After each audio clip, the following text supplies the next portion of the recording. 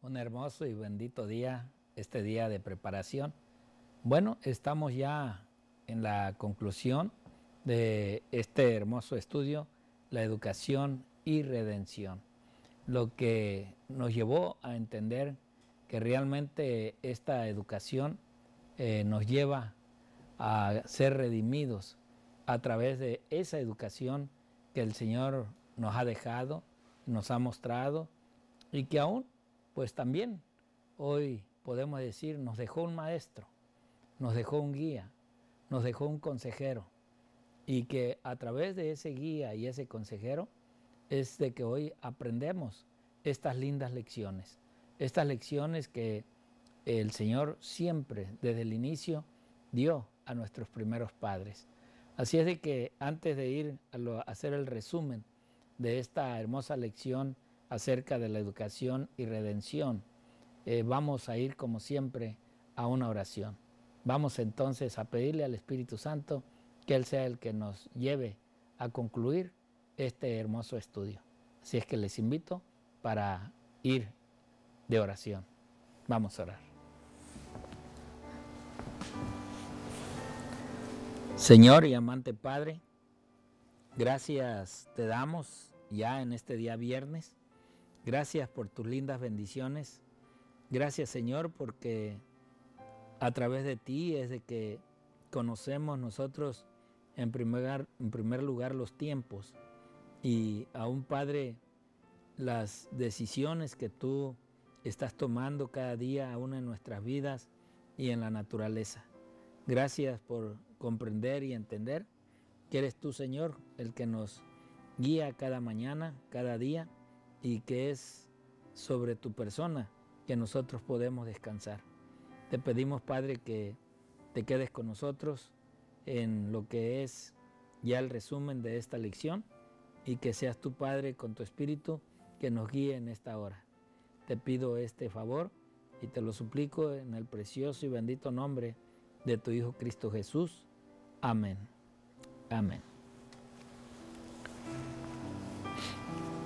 Bien, pues la educación y redención. Voy a tratar de darles las citas bíblicas que estudiamos esta semana.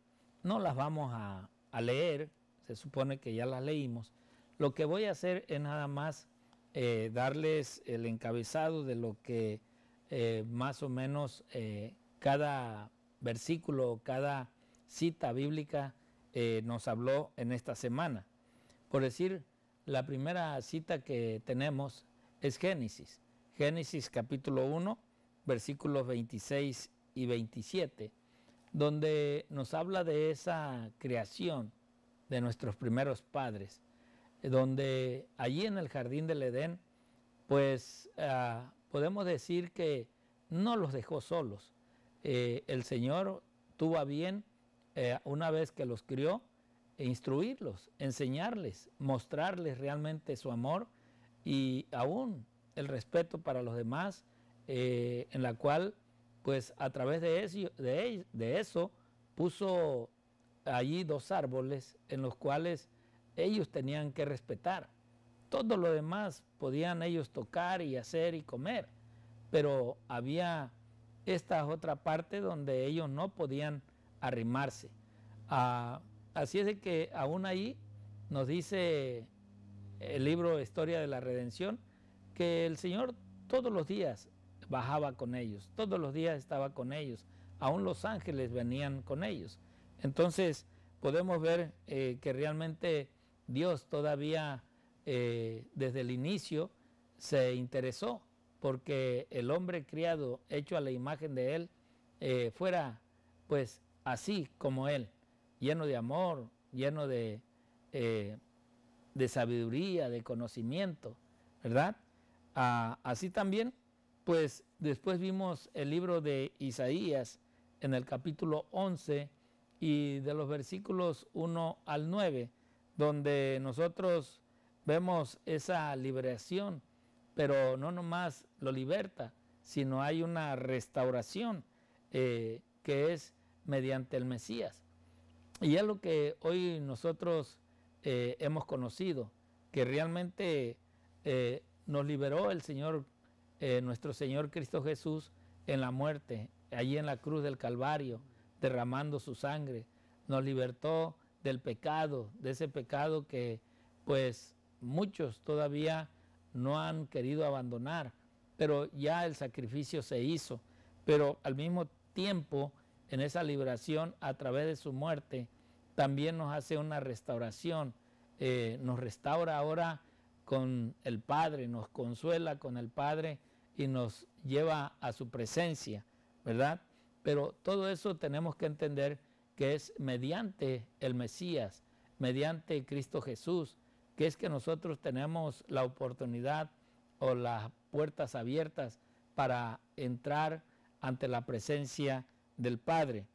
De allí vemos nosotros a Pablo en esa segunda carta que le envía a Timoteo en el capítulo 3, versículos 14 al 17, donde le da un mensaje acerca de la Escritura y que hoy en día pues son los medios en los cuales nosotros podemos conocer la doctrina verdadera de Dios, esa doctrina que su iglesia militante hoy en este tiempo estamos llevando, estamos enseñando, estamos mostrando que con base a las Escrituras es en la forma que podemos descubrir la verdadera iglesia, esa iglesia del Señor, esa iglesia militante que hoy está en esta tierra y que sigue mostrando la verdad bíblica.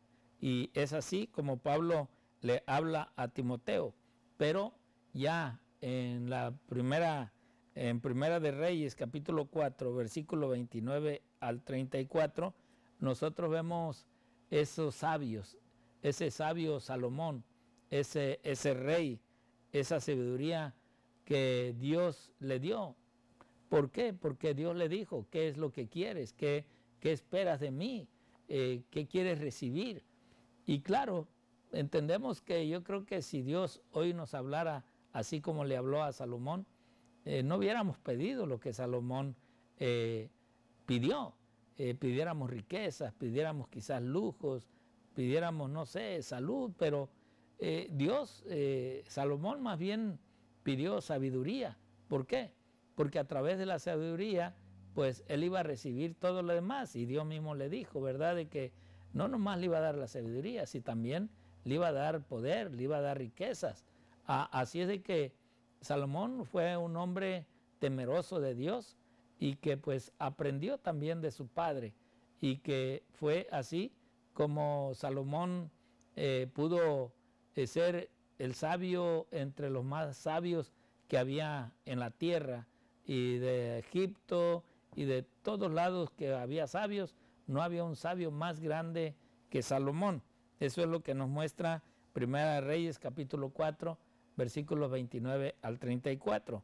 Después de ahí vimos el libro de Juan, el capítulo 14 y versículo 17, donde ya el Señor Jesús nos dice acerca de ese espíritu, pero ahora un espíritu realmente de verdad, que iba a conducir a los suyos a la verdad, que iba a mostrar la verdad, y que ellos aún iban a tener ese privilegio de recibir a ese Consolador, para que pudieran ellos realmente dar ese mensaje que tenían que dar, aún a través del distanciamiento que había entre los judíos y ellos, pero que de una forma ellos tenían que dar ese mensaje de que realmente el Mesías había venido y que el Mesías era aquel que habían crucificado.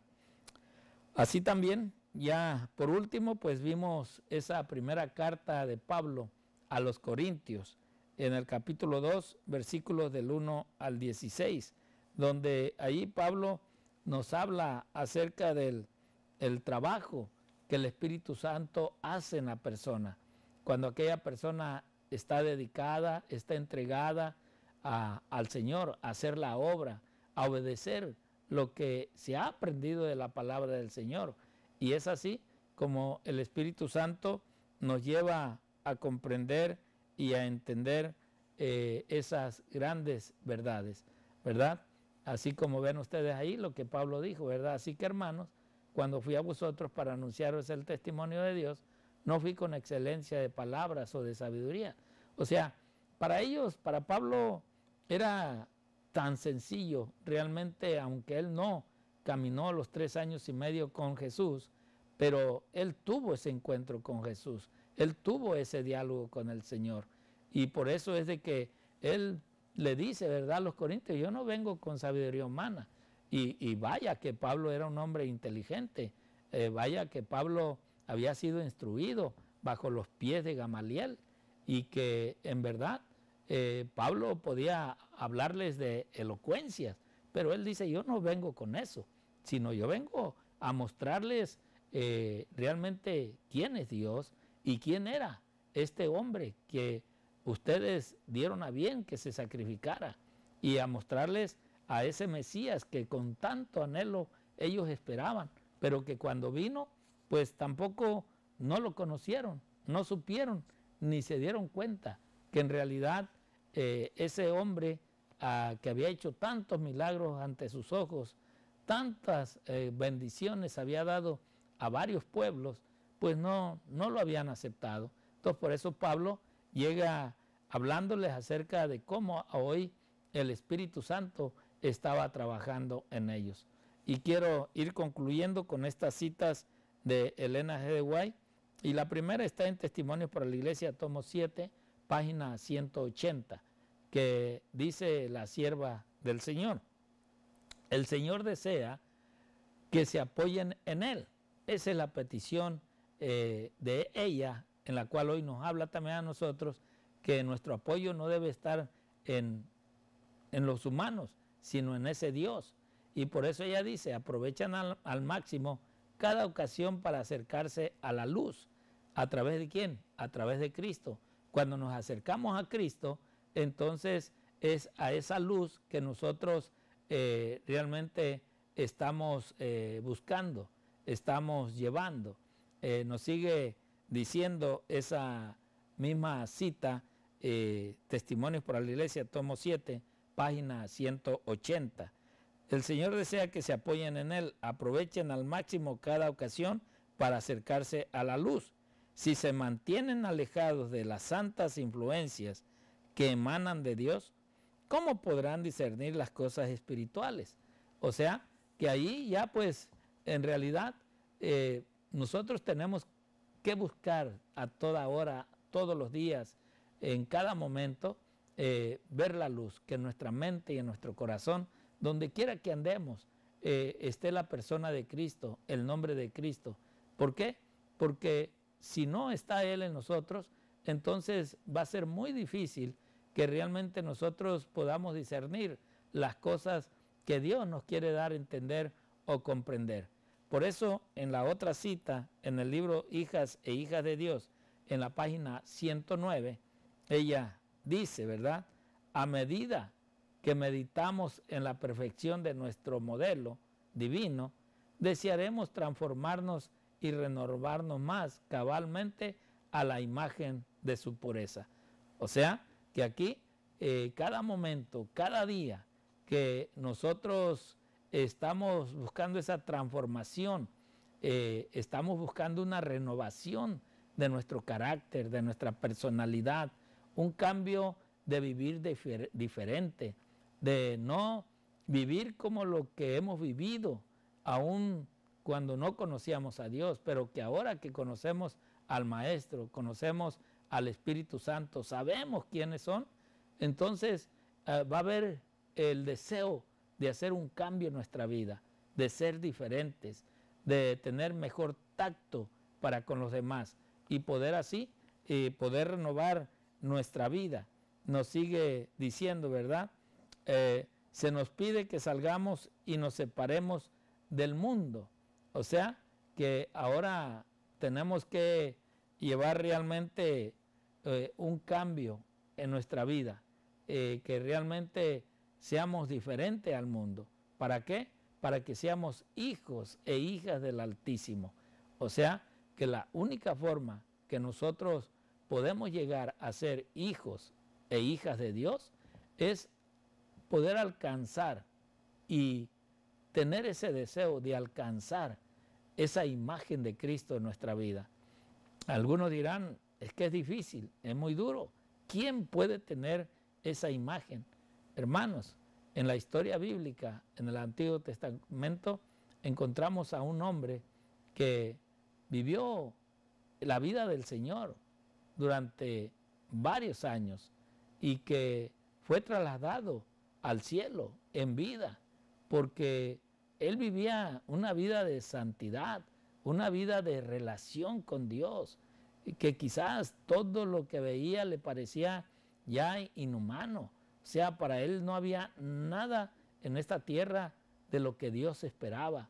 Y él estaba siempre en esa comunión y en esa relación con el cielo. Y podemos decir que hoy nosotros no somos diferentes a este hombre, no somos diferentes a lo que realmente el Señor quiere con nosotros. Nosotros podemos lograrlo, podemos alcanzarlo, pero a través de una vida de santidad, de una relación directa con Dios. Y por eso termino con esta cita exaltada a Jesús en la página 42, que nos dice así: la vida de los hijos de Dios es una vida de abnegación, de autosacrificio, una vida de humildad. Los que no participan de los sacrificios de Cristo no pueden abrigar la esperanza de compartir su gloria. Hemos de ser juzgados de acuerdo con la manera en que utilizamos el conocimiento de la verdad que nos ha sido presentado. Así es de que nosotros en realidad necesitamos hoy mostrar que realmente le pertenecemos a Dios. ¿Y cómo vamos a hacerlo? Acerca de esa enseñanza del Maestro, poder aceptar realmente la educación que Dios nos quiere impartir y nos está dando. ¿Para qué? Para que alcancemos la redención. Bueno, ahí la cita que nos están dando está en el libro Exaltada a Jesús, en la página 42, y con esto vamos a cerrar. Dice: la vida de Cristo se debe revelar en la humanidad. El ser humano constituyó la corona de la obra creadora de Dios, hecho a la misma imagen divina y diseñado para ser un complemento de Dios. Pero Satanás se ha esforzado por borrar la imagen de Dios en el hombre y por imprimirle la suya propia. El ser humano es muy querido para Dios porque fue formado a su propia imagen. Este hecho debería impresionar sobre nosotros la importancia de enseñar por precepto y ejemplo lo que significa el pecado de la degradación del cuerpo que fue formado para presentar a Dios ante el mundo. Recordemos ahí a Génesis, ¿verdad? En la cual Dios hizo al hombre y que Dios, a través de este hombre, quería mostrarse al mundo entero, en realidad, quién es Dios. Por eso sigue diciendo: para poder comprender el valor que Dios le da al hombre, necesitamos entender el plan de la redención, el costoso sacrificio hecho por nuestro Salvador para rescatar a la raza humana de la ruina eterna. Jesús murió para obtener nuevamente posesión de la perla del gran precio. La vida de los hijos de Dios es una vida de abnegación, de autosacrificio, una vida de humildad. Los que no participan de los sacrificios de Cristo no pueden abrigar la esperanza de compartir su gloria. Hemos de ser juzgados de acuerdo con la manera en que utilizamos el conocimiento de la verdad que nos ha sido presentado. Entonces, esta es la realidad. Dios nos va a juzgar de acuerdo al conocimiento. Pero algunos dirán: bueno, yo por eso mejor ni estudio la Biblia, ni trato de buscar la verdad. Pues quiero decirte, mi hermano, que si tú no buscas esta verdad, el día de mañana la muerte de Cristo va a ser en vano para ti, porque eso fue precisamente, el Señor vino no a salvarnos de esta muerte, sino Él vino a salvarnos de la segunda muerte. Hoy, dice Eclesiastés, el vivo sabe que habremos de morir, pero el muerto nada sabe. Así que es la importancia que mientras tenga vida, usted pueda buscar para entender y comprender lo que Dios espera de usted. Y Dios quiera que en este estudio haya aprendido de la gran necesidad que tenemos de aprender de aquel espíritu que Dios nos ha dejado. Dios te bendiga y Dios te guarde y tengas un feliz y hermoso sábado. Muchas bendiciones.